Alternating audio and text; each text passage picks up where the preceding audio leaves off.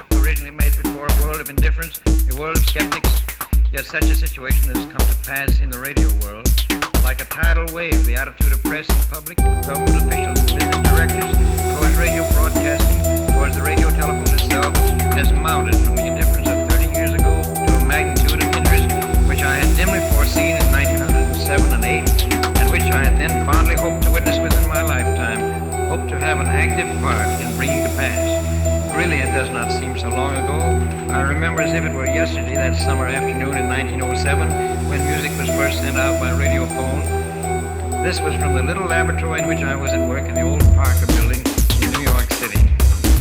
In that same laboratory many months earlier, I conceived and tested the first 3-electrode vacuum tube. First with a control electrode, a simple band of tinfoil wrapped around the outside of the tube. Then with 2 plates, one on each side of the filament, one with the anode, the other the control electrode. And finally, with the 3rd electrode in the form of a grid or a perforated plate.